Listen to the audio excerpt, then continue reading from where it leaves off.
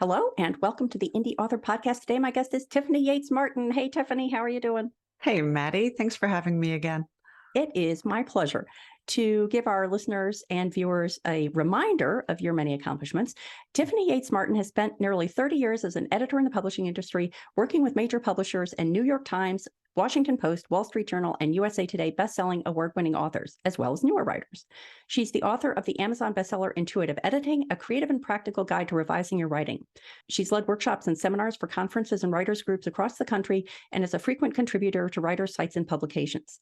Under the pen name Phoebe Fox, she's the author of the Breakup Doctor series, including the most recent release, The Way We Weren't. And Tiffany has got to be at the top of the leaderboard for repeat appearances on the podcast. She has been on previous episodes talking about topics including what authors can learn from TV and movies, X-raying your plot, perspectives on personal branding, how to receive and give critique, being the captain of your author voyage, and perspectives on creative accomplishments. And if you want to find any of those, just go to theindyauthor.com/podcast and search for Tiffany.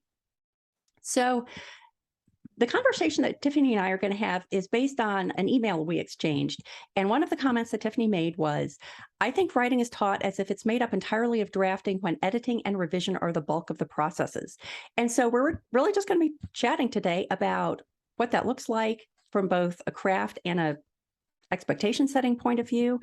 So Tiffany, I'm just going to throw out the first question. What were you seeing in your career as an editor that led you to feel like this is a good message to send on to writers? I was just having this conversation with a friend this morning, but it's one I have a lot. Even in MFA programs, I think that writers are taught writing as if writing is the skill of writing. And of course it is. It's the basis of everything. But writing the first draft or even initial drafts, I always say is just the first base camp on Everest. The main work of writing, of creating a story, comes in editing and revising it. And so what I often see on my end is that, and this is down the line from working directly with authors as well as working with authors at publishing houses, they get to the point where they feel like by the time it's, let's say, been accepted for publishing, it's already been, how many times has an author gone through it before it gets accepted by an agent, before it gets accepted for publication? So of course you feel like when you sell this story, oh, great, it's ready. Very often you're still looking at a fair amount of editing even after that fact. And I've seen that derail authors. I've seen edits turn into, and I'm going to differentiate in a minute between editing and revising because I think that's important. But let's just call it all edits under the umbrella for now. I have seen when edits get a little bit more extensive, authors lose their heart, they lose their confidence in their story, they lose their motivation to finish it, they dismiss the whole story because there's things in it that aren't working as well as they could. And it's never really taught that that's what the process is. That's what it's supposed to look like. The process of writing a story is really the process of finding it and honing it. You know me, I use a ton of metaphors, but one of the ones I use a lot is sculpting. Writing is just roughing the shape out of the marble.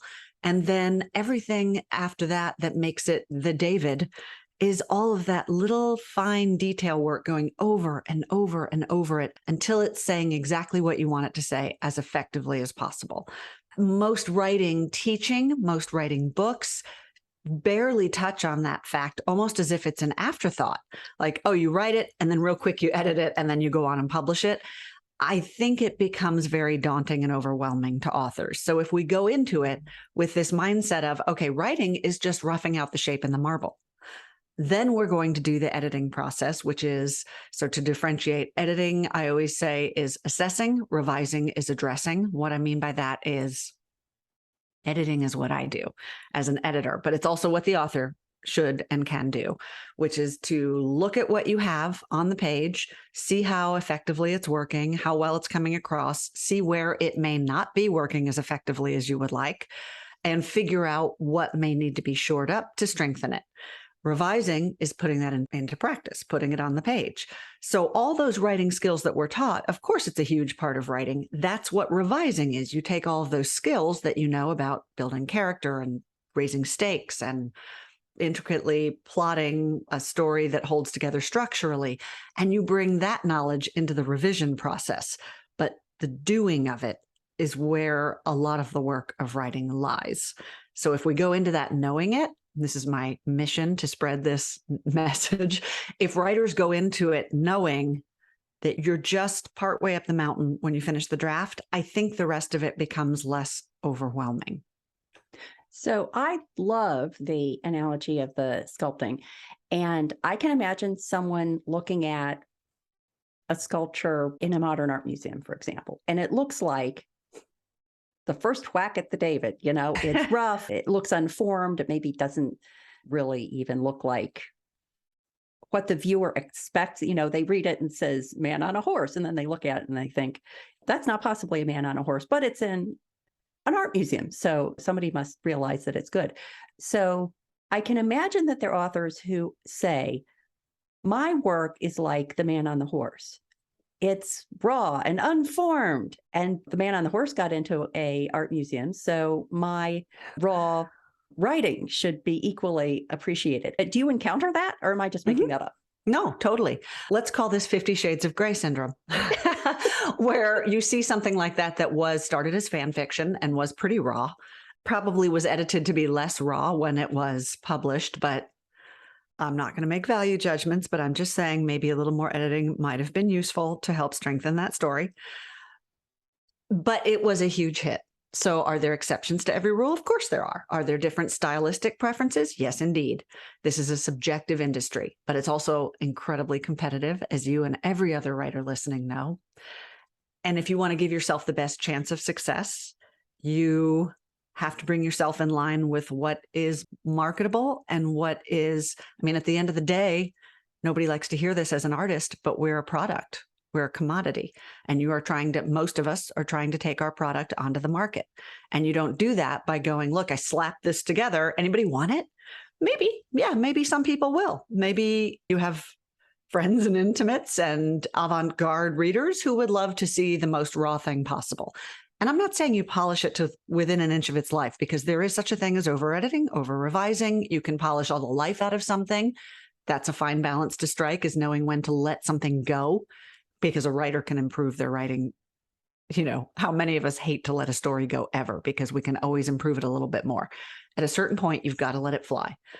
But what is that point? And that's as subjective a decision as can be, not just with the author herself or himself, but with your agent, with your publisher. Like I said, I work with publishers often, and we get things that the author deemed ready, that the agent deemed ready, that the publisher deemed publishable and marketable and accepted. And then every now and then, an author will not understand why, after being admitted through all of those gates, why is there still work to do? It's just because everybody in the business is trying to turn out the most polished, marketable, widely appealing story possible. And the way you generally do that is editing and revision. I can imagine that people are bringing different mindsets, and some are going to say, of course, who wouldn't believe that? And some are going to be aghast.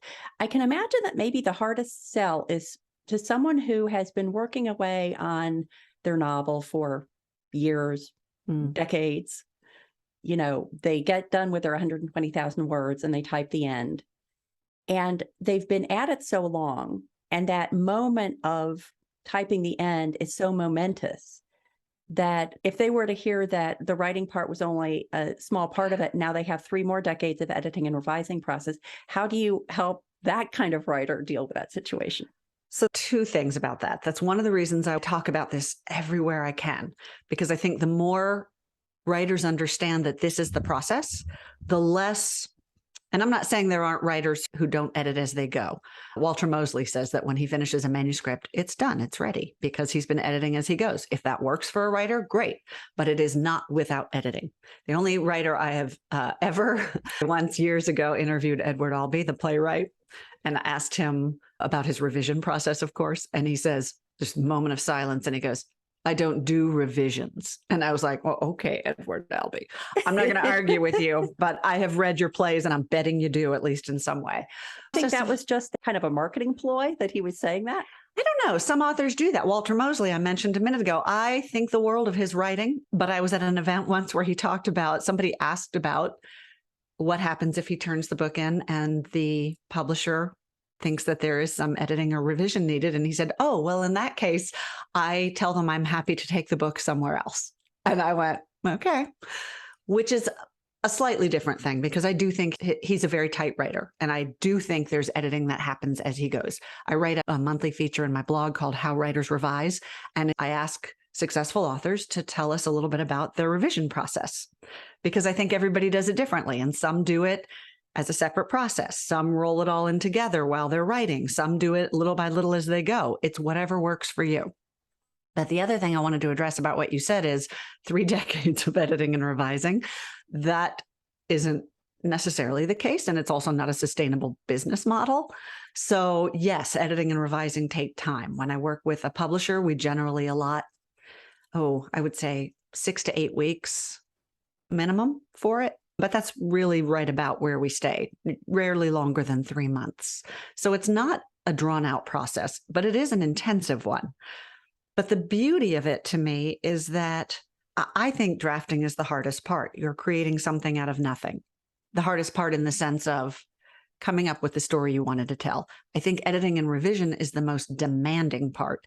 I always say it's where you separate the hobbyists from the career authors. And there's nothing wrong with being a hobbyist author. If that's what you want to be and you love this and you're doing it for your own enjoyment, that's incredibly valid and fulfilling and good for you. But if you do want to be competitive in the market, and if you want to be a business person with it, then that's where you have to be able to commit to the work and the diligence that editing and revision requires, because it's not the sexy part, right? The sexy part is writing it. Yeah. Ooh, I have this cool idea. I'm going to put it on paper.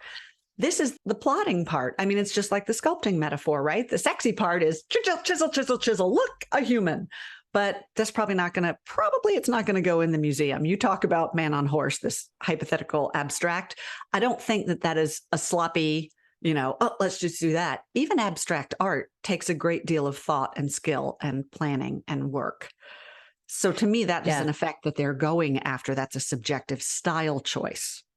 Yeah, I think that it's one of those things that you hear about the people who go into a modern art museum and look at a painting and say, my third grader could do that. And so people using it as an excuse for not refining rather than making an informed choice. Like you have to be able to create the realistic form before you decide to make abstract man on a horse, maybe. I mean, look at every other art or even sport form. If you are an actor, you don't just get the script and get on stage with it. You rehearse for weeks and weeks, months sometimes. If you are a dancer, if you are a musician, you not only do all the rehearsals of the piece that you're doing, but then there's all the work of simply honing your craft in general. All those hours of just plie, plie, plie, third position. You know what I mean? The tedious stuff. That's not sexy. That's not Swan Lake, but it is required if you want to be an artist who masters your craft. If you want to present a polished product, look at sports. Okay, I'm not a sports person. You're going to see that in just a minute. Preseason training or whatever it is. And then all the scrimmages or all the practices, all the stuff. And that's not even counting all the things each individual athlete will do on their own to perfect their skills. So why we think it's going to be different as writers, my theory is because most of us who love doing this grow up reading. And when you do that, it feels like you're saying about, my third grader could do that. And I'm not saying that's what we think, but we read these stories and we see the finished product that is already as effective, hopefully, as it can be made. We don't see what goes into it. We don't see how the sausage is made. All we see is this story. And just like when you sing along to a song and you think, oh, look, I could be a musician. I think it's really easy to read a book and go, I could do that, without realizing how much work actually goes into it. And I'm not trying to discourage anyone because I think this is a wonderful, fulfilling calling. But I think if we go into every aspect of it with more realistic expectations, that's how you sustain a long-term career. If you go into it knowing what this is going to require of you and are willing to do that work, then you almost can't fail. I mean, I don't want to say that it's like a formula for success because this is the most mercurial business. Any artistic business is the most mercurial business. But if you're just willing to do the work and stay in the game, you're going to find success, whatever that may look like. That is very heartening message, I think, to share with people, and not one that maybe a lot of writers here. Well, because we want the quick success. We want the easy success. We want to be E.L. James. We want to be Stephen King. Maybe you will. I interviewed, and I know she is a colleague of yours as well, Joanna Penn. And I was marveling at all she has accomplished. And she said, I'm going to tear up her quote, but it was something wonderful like, I've been doing this for 16 years. And if you do anything for 16 years, you will succeed at it. Yeah. I can't see that that's wrong. If you dedicate the work and the time and the fortitude and determination to stay in it, where I think many writers, and I don't want to use the word fail, but the only way to fail is to quit, is to finish a first draft. And interestingly, and I see this over and over again, the authors who are frequently daunted or sometimes even defensive about the editing process are the ones very early in their career. The authors who are multi-published, very well established, who have very successful careers, welcome it because they know it's part of the process and they know it's not someone trying to take over your story. It's not even a collaboration per se. An editor is a tool. Editing is a tool like anything else. You know, you've got the big chisel tool to make the fun part, and then you have to get all the little fine tools, and that requires a lot of hours and a lot of tiny little patient movements. But if you do that, you may not get the David, but you're going to make your work as effective as you are capable of making it at that stage in your development, and you'll get better and better with every book. Yeah, I'm always surprised. In my own scenario, I think of 3 types of edits: developmental edit, line edit, and proofread. And I'm always surprised when I hear someone who's been in the industry a long time saying that developmental edits are more for early writers. And then as you become more experienced, you don't need that anymore. And I'm like, really? Every publisher in New York and everywhere would disagree with that statement. And every established author would disagree with it. Yeah. The other thing that what you're saying made me think of is this is very much the experience I'm going through with Ann Kinnear Book 6. So the listeners have heard me mention many times the many challenges I ran into with Ann Kinnear 5 because I thought I had the story I wanted. I sent it for an edit. I find out I didn't, and it was very many wasted words on Ann Kinnear 5. So I decided I was never going to do that again. I developed this concept of a story frame, and I did that for Ann Kinnear 6, which is great. It has saved me boatloads of pain. And so I took it from a frame of about 40,000 words, and then I needed to turn it into a novel of 85-ish thousand words. And I'm actually still making changes. Sometimes people ask me if I'm going to do a book on story framing. And at first I said no, but then I realized that it's just one step in a long process and has lots of auxiliary things to go along with it. But I am finding that a challenge is that it's a workmanlike effort. It's not like you were saying, the exciting artistic efforts. It's a workmanlike effort to now go through and add the extra 40,000 words of description and dialogue and detail that are going to bring the story to life. And it's a little harder to keep my interest. Yeah. Although I recognize that in the end, it will be a better product. Well, it won't be a better product. It will be a more efficient product because I was happy with how Ann Kinnear 5 ended up, but I just didn't want to re-experience the pain it took me to achieve that. So from a business point of view, this is more effective, and I need to just suck up the fact that part of this process is not going to be particularly exciting. Well, writing's not an assembly line, and every author is different. And so some are plotters, some are pantsers. If people aren't familiar with that, plotters pretty much outline everything before they start. Pantsers just go with an idea and fly by the seat of their pants. And then there's plantsers, they call it, which is a mix of both. There's no right way to do it. It's whatever works for your style. And when I'm writing anything, whether that's nonfiction or fiction, I tend to be somewhere in the middle. And I do wind up with a lot of, people call it wasted words, but to me, it is not wasted words. It's me finding my way to the story. So when I do get to the editing process, there's generally a lot less to be done because I'm more of a process person. I'm finding it as I go. A lot of times, if you don't do that, if you're like a complete pantser, let's say, and you, one of my favorite phrases, the author Brenda Euland, who has a beautiful book called If You Want to Write that I cannot recommend highly enough about the creative process. She says, just vomit it up on the page. If you vomit it up on the page, you may have more to do on the back end. But also different authors enjoy that differently. Like for me, I wish to God somebody would hand me my first draft every time because I don't like drafting. I like editing. To me, that's where the magic really happens, because that's where I can get my intentions on the page. That's where I can fine tune. That's where I can deepen and develop on all these things that were interesting in the, not the abstract, the big picture view that I just vomit up as I'm going.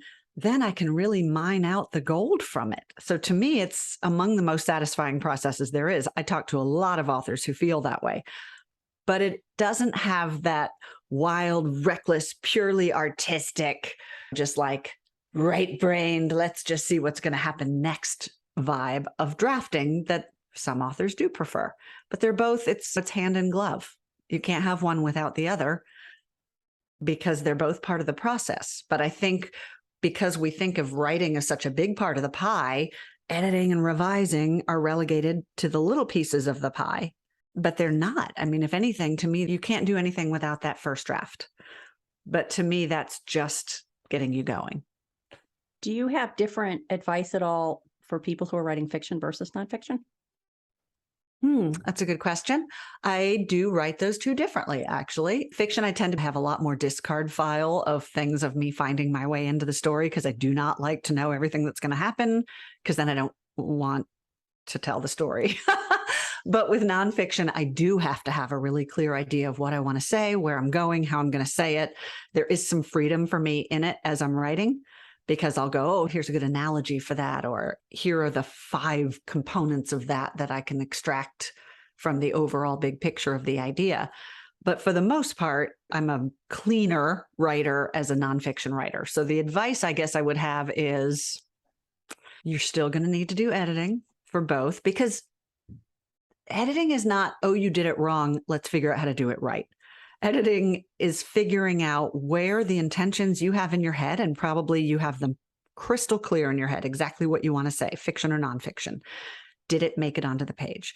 And a lot of times it's hard for us to see that in our own work, because we are not objective, because we are filling in the blanks, because we see what we think we put on the page, not what a reader coming to it blind will actually see on the page. Or it may be on the page, but not as effectively as we think, not as clearly as we think, not as deeply as we think. And this is just unbelievably common in every story I work on. And for the most part, when an editor or yourself, I'm not saying everybody should always have to hire an editor. This is a skill writers can and should develop for themselves, to be able to see their own work this clearly. Once you see where is the story not achieving my vision, whether that's fiction or nonfiction, now how do I do that? How do I put that on the page? So advice for, would it be different for each one? As far as the necessity of doing it, I don't think so. The one thing I will say about nonfiction is it can often be even more helpful than with fiction to have beta readers, because you ostensibly, whatever you're writing about, either through your research or your own experience, you're an expert on it.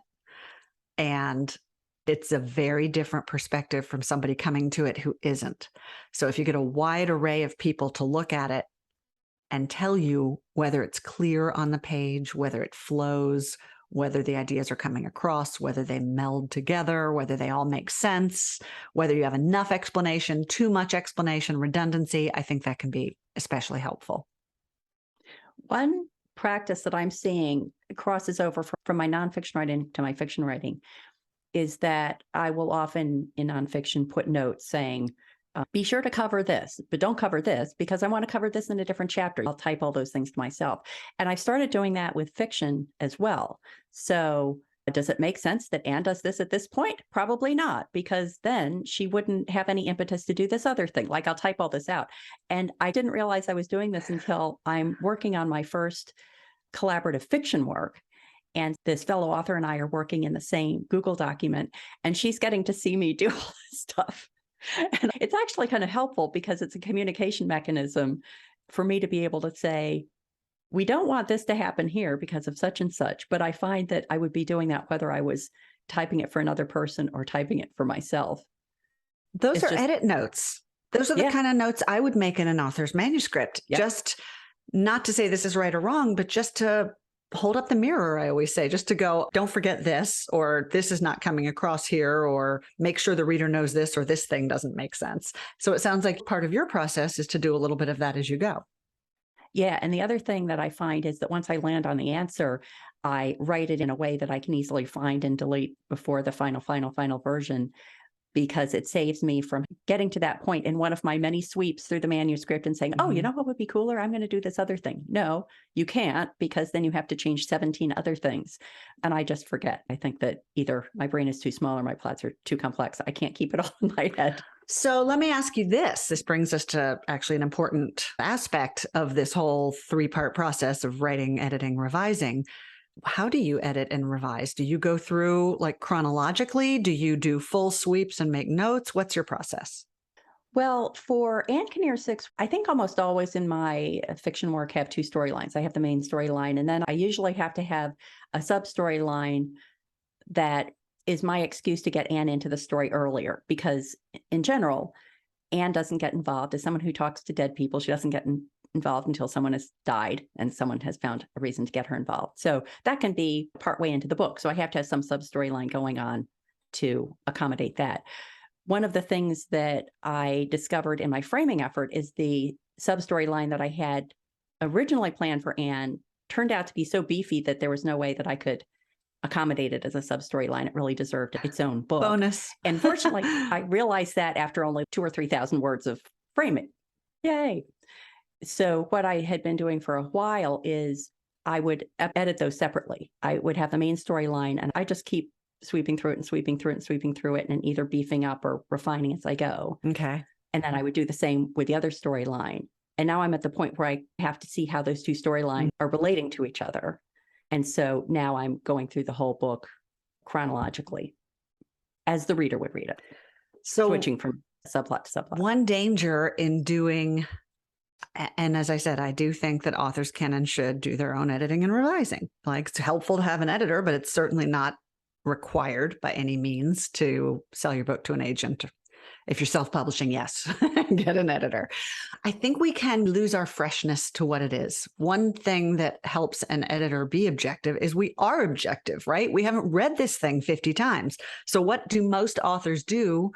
I think a version of what you said, when they finish their draft, how do they start editing? Well, they go back to the beginning and then they sweep and they start making changes as they go. That's revising, and you have skipped editing. This is why I think it's important to think of them as 3 different processes, because remember, editing is assessing, revising is addressing. I broke my book Intuitive Editing. Every single chapter, which is an aspect of storytelling, so it would be like character, plot, stakes, has a section called How to Find It and a section called How to Fix It. They're 2 different things. You cannot go, I think you are shooting yourself in the foot if you finish your story and you go through and then you start making changes. You haven't taken in the story as a whole yet.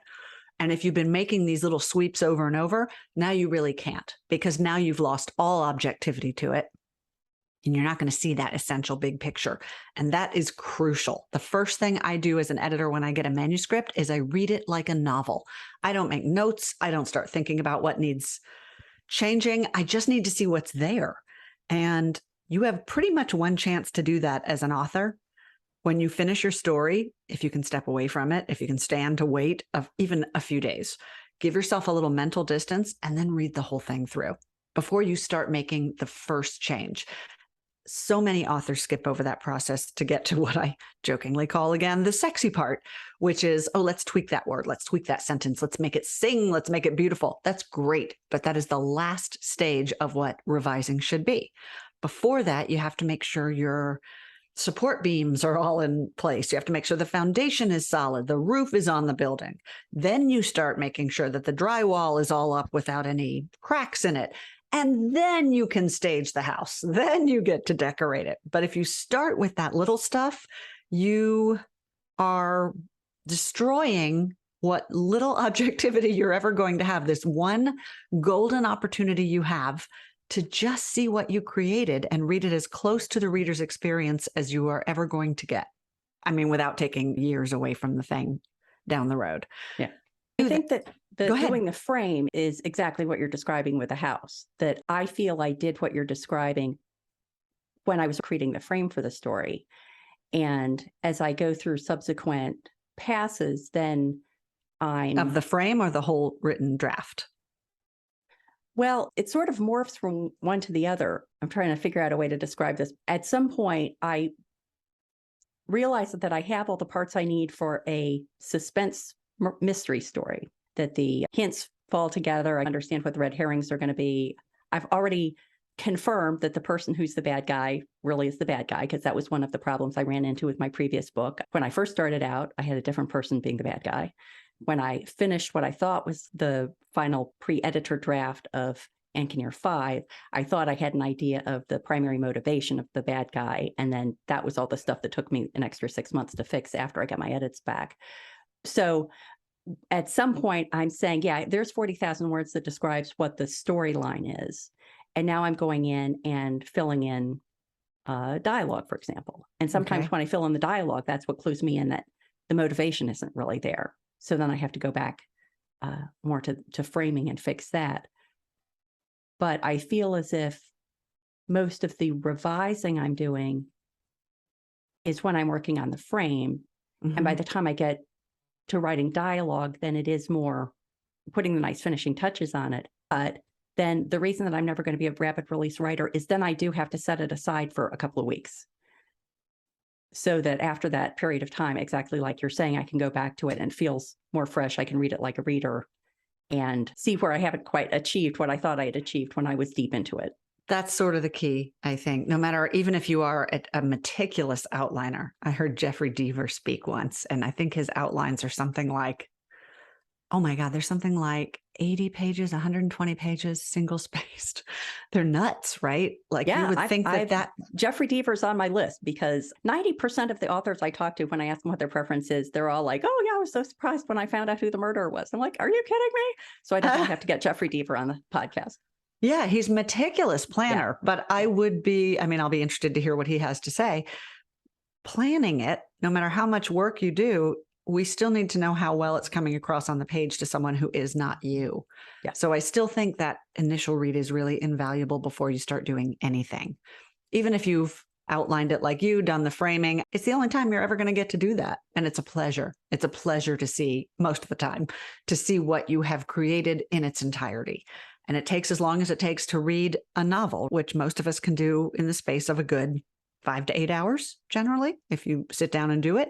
I do think the closer you can do to one sitting of that first read, the better, just to let yourself get a sense of it. But then I have adapted what Sol Stein calls, he's one of my editing heroes, and I highly recommend his books. Yeah. They're on my #1 list up there. It's a version of what he calls triage, which is also a little bit counterintuitive, I think, to the way a lot of authors work, which is that chronological thing. Let's go in and fix as we go.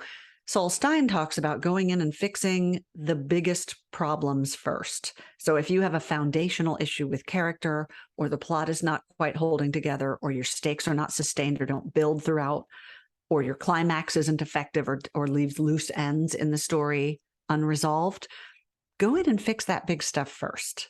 And then go in and do ever finer. It's the sculpting metaphor again, right? First you go, oh, look at that. The face is just a complete plane of marble with no features. Let me rough out the features.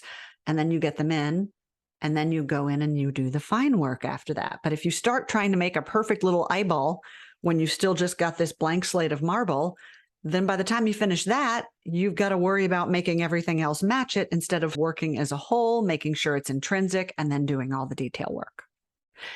I don't mean to suggest that there is one right way of editing. That's one of the reasons I do this monthly feature. I talked about how writers revise, because I think something works a little differently for every author. But I do think that these basic approaches I'm talking about, these 3, writer mindset, editor mindset, revision mindset, I do think that those factor in no matter what a writer's process is, because one of them is creation, one of them is evaluation and assessment, and then one of them is revision and detail work. And they're 3 different processes. And I also think there's a danger in trying to over-define, overthink about, over-follow. One area I see authors frequently misstep is in taking all the wonderful materials that are out there to better your writing, systems like Save the Cat, or the hero's journey, or the 3-act structure, or Michael Haig's 6-stage plot structure. These are all fantastic tools. But so often I'll work with authors who say, oh, okay, I've faithfully gone according to Save the Cat, or I've completely followed the hero's journey structure. And I think with anything, including editing, if you get too caught up in trying to do it right, you are hamstringing your own process. These are all just tools, and you take the tool and you use it the way that works best for you. Or you spend so much time reading about 3-act structure, 5-act structure, 6-act structure, 7-act structure, and then you get done reading and you can't write anything because you're so confused. You freeze yourself up. Yeah. It's just that whole, like, how do I hit all these beats? And the one time that you do have that insane freedom that we're talking about is that drafting, if you want it. If you're not Jeffrey Deaver or someone who likes to write like that, the one time you've got the freedom to just go vomit it up, Brenda Ulan says, is on that initial draft. So take that when you can, because then it does become a little bit more of a left brain, right brain collaboration. Yeah. So early on in the conversation, you had mentioned the idea of there's also the other side too. I'm done writing, so I'm almost done. And that is over editing, over revising. What's the red flag there, and how can people avoid falling into that trap? That's a good question. That's a hard one because it's all subjective. One thing is that I think we are perfectionists and we want it to exactly, I just saw that meme. I'm sure you've seen a version of it where it's Van Gogh's Starry Night and it says the vision of the book in the author's mind. And then it's like a child's drawing of it and it says the execution when I try to write it. Yeah. I think the vision that we get on the page, no matter how well we get it on the page, is never going to match in its entirety the glorious Technicolor in our heads, because our imaginations are vast and limitless, and our abilities may not quite match them yet.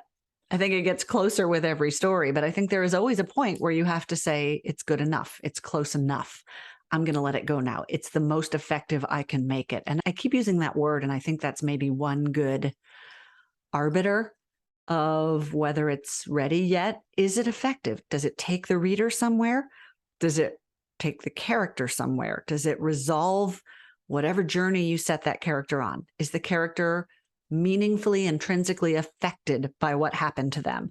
Does the reader have an experience? Or all the loose ends tied up? I do have on my website, Foxprint Editorial, I created this really extensive self-editing checklist of questions you can ask, and you can see, have I got all this on the page? Is all of this resolved? Is it clear to readers? Have I done it to the best of my abilities? And at some point, let it go and move on to the next thing. We all knew the perpetual student who never got out of college because they decided to just keep getting degrees or keep taking classes.